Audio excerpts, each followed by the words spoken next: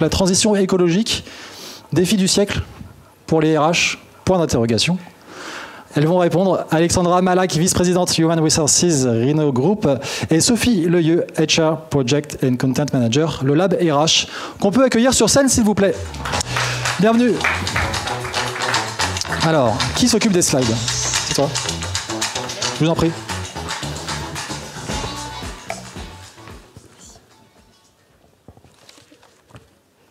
Et bonjour à tous et à toutes. On est ravis de vous retrouver pour cette journée sur un sujet effectivement crucial.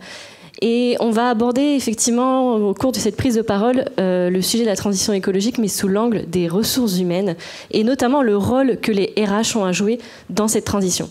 Et donc les questions que ça soulève et peut-être que vous vous posez, c'est pourquoi effectivement on parle de ressources humaines, quel est en fait le rôle aussi où on en est en fait aujourd'hui sur le sujet des ressources humaines en entreprise. Et donc, quels sont les leviers à mobiliser et notamment les enjeux humains. Et donc, toutes ces questions, nous, on se les est posées il y a un peu plus d'un an. Et on a lancé un chantier d'études pour répondre à ces questions, mais en fait pour livrer un état des lieux concret et réaliste à destination de la communauté RH. Et donc on s'est appuyé sur un certain nombre de rapports assez récents sur les sujets d'enjeux climatiques, mais on s'est aussi appuyé sur des interviews, que ce soit de professionnels RH, d'acteurs, d'experts. Et donc pour livrer ce point à date sur le sujet. Et donc ce travail a donné lieu à la publication d'un rapport il y a un peu plus de 2 semaines. Et ce rapport, effectivement, comme vous l'avez vu, c'est effectivement, est-ce que c'est un défi du siècle pour les RH avec un point d'interrogation ? Et donc ce rapport, en fait, il est le fruit du travail de 4 partenaires, parce qu'on est convaincu que le sujet de la transition écologique, c'est pas un sujet qu'on pourra traiter tout seul, mais c'est bien le croisement des regards et en fait le fait de travailler ensemble et collectivement qu'on va pouvoir faire avancer le sujet. Et donc pour vous les citer rapidement, donc on a le Lab RH dont je fais partie, on a le groupe Renault, AXA Climate et aussi Page Group. Et donc on s'est aussi appuyé avec l'aide d'un journaliste indépendant qui est Jean-Paul Coulange, qui nous a aidé sur la rédaction de ce rapport. Et donc l'objectif, là, dans les quelques minutes qu'on a ensemble, c'est pas de vous faire le détail du rapport, parce que malheureusement on va manquer de temps, mais vraiment de vous donner les points clés et ce qui est vraiment ressorti et important à retenir du rapport. Et donc ça part d'un premier constat. Au bout d'un an de travail, on s'est rendu compte qu'en fait, le monde des RH n'est pas tant mobilisé à aujourd'hui sur le sujet de la transition écologique. Il y a une prise de conscience, ça c'est sûr, certes, déjà je pense à titre individuel, mais le passage à l'action, il reste assez difficile. Donc quand même pour donner un chiffre et rester un petit peu optimiste, c'est que 90% des DRH estiment en fait qu'ils seront amenés à l'avenir à mettre plus de RSE en fait dans leur politique RH. Et donc on est face en fait à un vrai paradoxe entre l'idée de se dire ok, il y a une prise de conscience, il faut passer à l'action, mais d'un côté comment on y va et comment on passe à l'action. Et donc on est convaincu en fait que les entreprises appuyées par les directeurs des ressources humaines ont vraiment un rôle à jouer dans cette transition-là et ont le pouvoir en fait de transformer et d'accompagner en fait la transition écologique au sein de l'entreprise. Et moi, j'aime bien cette phrase de Martin Richer qu'on a interviewé dans le cadre du rapport qui dit « Quand il y a un monde à reconstruire, on a besoin des DRH ». Et donc, voilà, effectivement, un rôle à jouer essentiel pour changer, transformer la culture, mais aussi pour embarquer le comité de direction, échanger effectivement avec les partenaires sociaux, etc., mais aussi avec les salariés à travers le recrutement, la formation, la carrière, et c'est ce qu'on va voir. Et donc... J'avance effectivement. Et donc on a une conviction effectivement qu'on vous a partagée. Et ce qui ressort aussi du rapport en termes d'enjeux RH, c'est vraiment le fait que le sujet de la transition écologique, il y a vraiment un aspect de l'emploi qui va être important pour les entreprises, et notamment de l'anticipation autour du workforce planning. Et donc, c'est pas juste s'intéresser aux nouveaux emplois de demain, aux emplois que la transition écologique va créer, mais c'est aussi surtout s'intéresser au sujet des compétences et aux emplois existants au sein de l'entreprise. On parle de métiers verdissants. En fait, c'est des métiers qui à la base sont pas des métiers à vocation en fait écologique en fait, mais dans lequel on va y mettre en fait, on va transformer, on va y mettre des compétences vertes. des green skills. Voilà, donc voici les grands en fait, enjeux du rapport. Et le rapport, justement, pour passer à l'action, il commence en fait par un manifeste. Et donc le manifeste, si vous êtes RH dans la salle, je vous invite à le lire. Et si vous êtes plutôt parmi des fonctions RSE ou autres fonctions, je vous invite effectivement à l'envoyer à vos collègues. On vous donnera d'ailleurs le lien pour télécharger le rapport à la fin. Et donc on a mis une dizaine en fait de recommandations, de pratiques RH à transformer. Donc vous les avez ici là sous forme de liste. Bien sûr, bon, on n'aura pas le temps d'aller dans le détail, mais je vous inviterai à les regarder dans le rapport. Ils sont toutes illustrés avec des chiffres clés, avec des exemples. Et justement, pour incarner en fait ces pratiques, je vais te laisser la parole, Alexandra, pour nous faire un retour d'expérience sur la vision en fait du groupe Renault sur le sujet. Quand vous êtes un acteur de la mobilité et que vous travaillez dans l'automobile, forcément, la transition écologique, elle est un peu au cœur de la redéfinition de votre raison d'être en tant qu'entreprise. Le groupe est forcément très engagé dans la façon dont on repense l'automobile, dont on passe, alors pas forcément tout le monde au vélo, sinon on n'a plus de business, mais en même temps, dont on repense complètement la voiture, la mobilité au sens général, la façon dont on travaille dans nos usines, etc. Dans toutes ces pratiques, ce qui nous a convaincus en fait de passer un petit peu dans une dynamique différente et de penser RH et RSE, et on y reviendra tout à l'heure, ça fait déjà longtemps en fait qu'on a embarqué nos collaborateurs sur ces sujets, mais plus presque par nécessité aussi de projets d'entreprise, tout simplement, parce que quand vous passez au véhicule électrique, quand vous avez une conviction, c'est que vous devez décarboner tout votre business en Europe d'ici 2040, vous devez donner un sens de l'urgence à l'ensemble de vos collaborateurs et vous devez repenser la façon dont vous créez une voiture, la façon dont vous la concevez, dont vous sourcez vos matériaux, etc.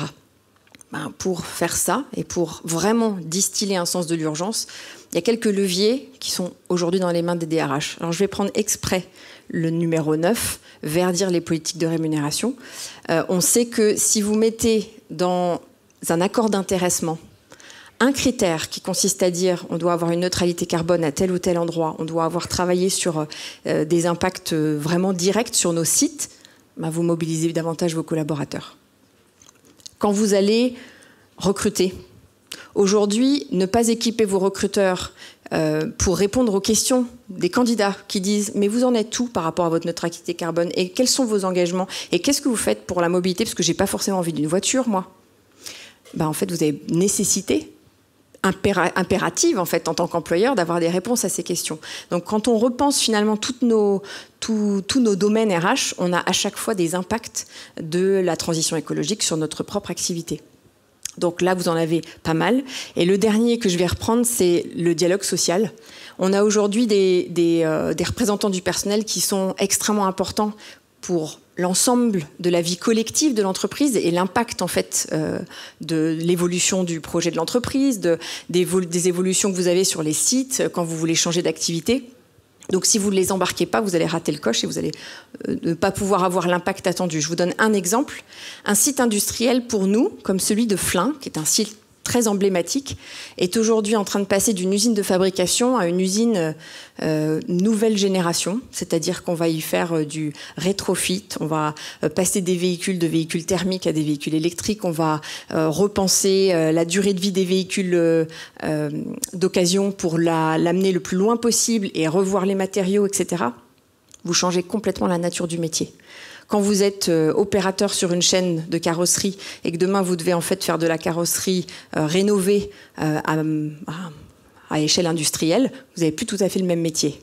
Mais en même temps, c'est vraiment ce nouveau métier dont on a besoin pour repenser justement la durée de vie des véhicules, la façon dont on va mobiliser les matières. Tout ça, ça vous oblige à engager vos partenaires sociaux, leur faire comprendre non seulement les enjeux, mais aussi la façon dont on va embarquer le collectif, dont on va embarquer les collaborateurs, dont on va convaincre la partie formation, développer les compétences de demain et repenser son métier. Donc quand vous parlez à l'échelle de milliers de collaborateurs, vous devez de facto emmener l'ensemble des parties prenantes. Je t'en prie. On continue.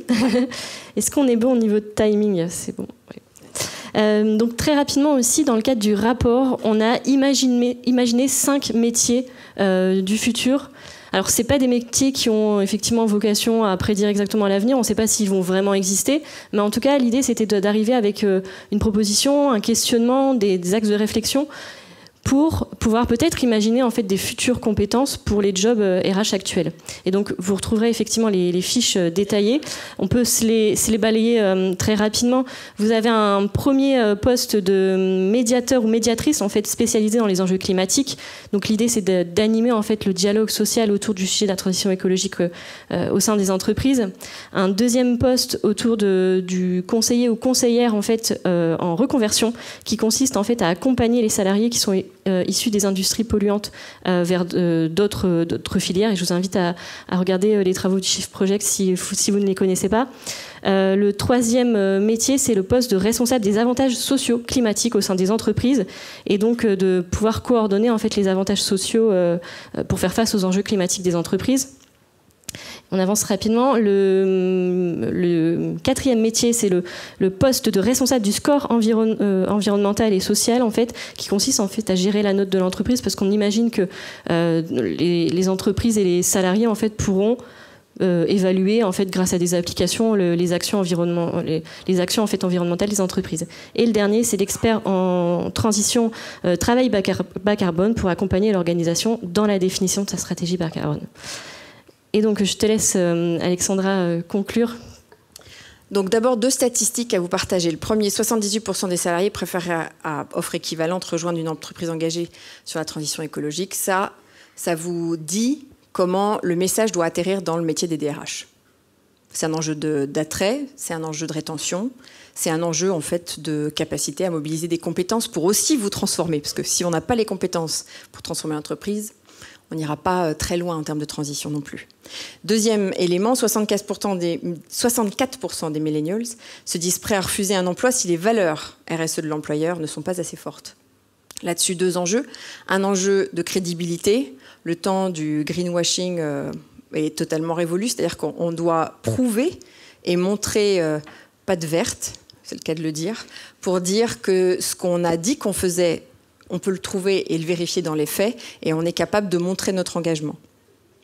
Ces 2 éléments et ces 2 points, c'est finalement un message pour tous les leaders RSE que vous êtes, d'engager la conversation avec vos RH. Ils n'ont pas forcément aujourd'hui le même niveau d'engagement tous, ni le même niveau d'urgence ou de conscience. Mais ce qui est certain, c'est que tant que la RSE reste un peu dans un espace trop clos, on n'arrivera pas à avoir l'impact forcément collectif, attendu et aussi puissant. Lors de la sortie de ce rapport, une illustration à vous donner. Le rapport avait été évidemment mobilisé en interne, on avait eu pas mal de conversations, notre propre VP ESG avait été interviewé, etc. Et au fur et à mesure de nos conversations, engagée un petit peu plus parce que j'étais impliquée dans ce rapport, j'ai découvert qu'on avait des partenariats avec AXA Climate School, qu'on engageait des fresques du climat, et je peux vous garantir qu'aucun de mes collègues DRH n'est au courant. J'ai vraiment été un peu estomaquée en lui disant « mais finalement, pourquoi est-ce que tu te passes d'une force en puissance qui a non seulement au cœur de son métier la performance collective et la performance individuelle, mais en plus la capacité de mobiliser des parties prenantes, que ce soit les partenaires sociaux, les collaborateurs, les managers et évidemment les COMEX ». Donc aujourd'hui, notre message, et mon message en tout cas, et le travail qu'on a fait avec Page, avec AXA, avec le Lab RH, c'était de dire le métier des DRH doit absolument être embarqué. C'est pas forcément facile de le faire, mais surtout mobilisez-les, allez les chercher, challengez-les, envoyez-leur le rapport, ça va les faire bouger un petit peu aussi. Et dépassons, on va dire, la conversation RSE-RH qui consiste à dire « donne-moi tes indicateurs de diversité » et passons en fait à une conversation un peu plus impactante. Merci. Merci. Merci à toutes les deux.